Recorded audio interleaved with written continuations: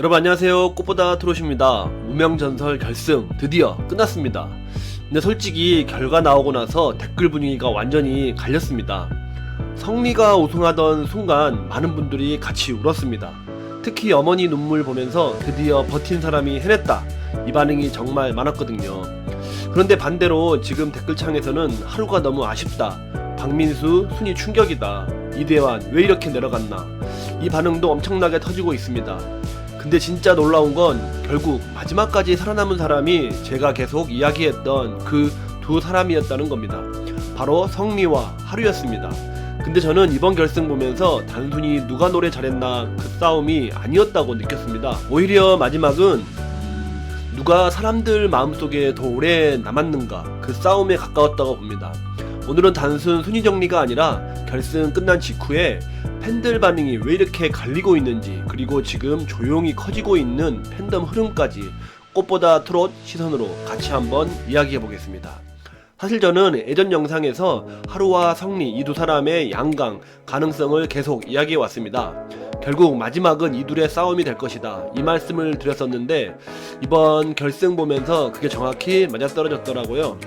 근데 단순히 순위 맞췄다는 게 중요한 게 아닙니다.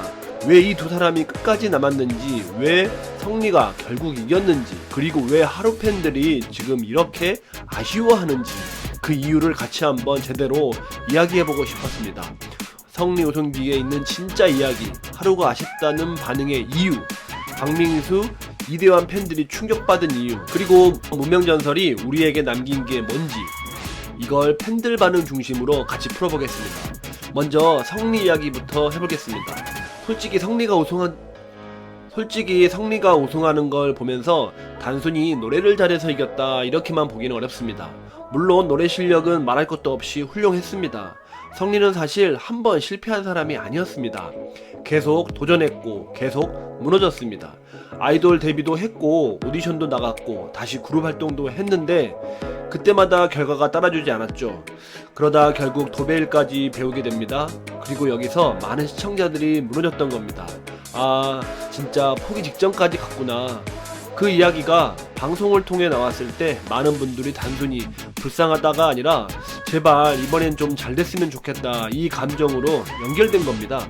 특히 연세 있으신 분들 중에서 비슷한 경험하신 분들이 많잖아요. 꿈을 갖고 달려갔는데 현실 앞에서 꺾였던 경험, 그 감정이 성리한테 겹쳐 보인 거라고 저는 봤습니다.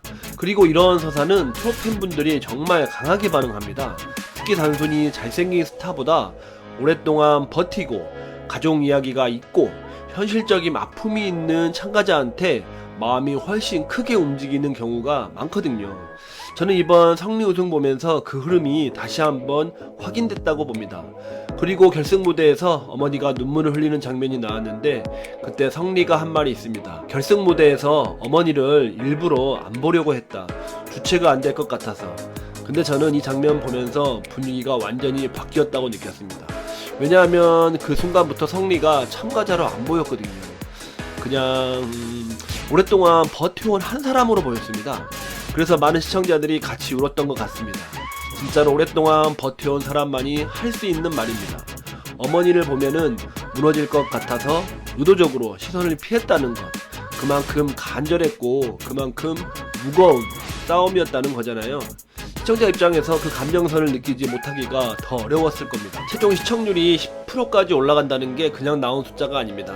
그 무대가 그만큼 사람들 마음을 움직였다는 증거입니다. 근데 반대로 하루에 대한 반응도 정말 만만치 않습니다. 근데 솔직히 결승 직전 분위기는 하루 쪽이 진짜 무서웠습니다. 팬들 반응 보면은 이거 진짜 뒤집히는 거 아니야? 이 말이 계속 나왔거든요. 특히 문자 투표 비중 커지면서 하루 팬덤 화력이 갑자기 확 살아났습니다. 그래서 마지막까지도 결과 예측이 쉽지 않았던 겁니다. 실시간 문자 투표 보면은 하루 팬덤 화력이 절대 무시할 수준이 아니었거든요. 전체 투표수가 114만 표를 넘었는데 그 안에서 하루를 향한 팬들의 열기가 얼마나 뜨거웠는지는 결과 수치만 봐도 느껴집니다. 결승 무대에서 100년의 약속을 불렀을 때 돌아가신 어머니 이야기, 할머니 이야기가 나오면서 팬들 입장에서는 이 정도면 우승 아니냐, 이 감정이 강하게 올라왔던 거죠. 냉정한 심사평으로 유명한 김진용 프로마저 극찬을 했다는 것. 그 장면 기억하시는 분들 많으시죠? 저는 오히려 이번 결승을 보면서 하루가 우승 못했는데도 가장 크게 남는 참가자라는 생각이 들었습니다. 그래서 지금 댓글 흐름을 보면은 성리 우승을 인정하면서 하루가 너무 아쉽다, 이 반응이 굉장히 많습니다. 근데 저는 오히려 이번 결승이 하루한테는 가장 큰 자산이 됐다고 봅니다. 우승은 못했지만은 팬덤 화력은 전국민적으로 증명됐습니다. 이 가수 앞으로 뜨겠다, 이 분위기가 지금 확실히 만들어지고 있거든요. 하루한테의 무명전설은 끝이 아니라 진짜 시작이라는 느낌, 저는 그게 더 강하게 옵니다. 근데 제가 진짜 주목하는 건 오히려 지금부터입니다. 왜냐하면 트롯 오디션은 준우승이 더 오래가는 경우도 생각보다 많거든요. 팬덤의 집결력, 팬덤의 결집력, 댓글 반응, 문자 투표 흐름 보면은 하루는 방송 끝난 뒤가 더 무서울 수도 있겠다는 생각이 듭니다. 그래서 저는 앞으로 하루의 움직임도 계속 지켜보려고 합니다. 근데 여기서 진짜 흥미로운 건 이겁니다. 이번 결승 보면서 많은 분들이 느끼셨을 텐데 결국 마지막엔 기술보다 사람이 남았습니다. 누가 더 완벽했느냐보다 누가 더 마음에 남았느냐, 무명전설은 그 싸움이었다고 저는 봅니다. 그리고 이번 결승에서 충격 반응이 가장 많이 나온 이름이 박민수였습니다. 솔직히 박민수 순위 발표 순간 댓글창 분위기가 한번 출렁거렸습니다. 이 순위라고? 이 반응이 진짜 많았거든요. 왜냐하면 박민수는 팬들 사이에서는 최소 탑5는 간다, 그 예상이 꽤 강했던 참가자였습니다. 그래서 8위 결과가 나오자마자 당황스럽다는 아쉬움이 확 터졌죠. 댓글 보면은 실력에 비해 너무 아쉬운 결과다, 이 반응이 지금도 계속 올라오고 있습니다. 박민수가 결승에서 성공한 응어리 무대는 현실적인 이야기를 솔직하게 꺼낸 무대였잖아요.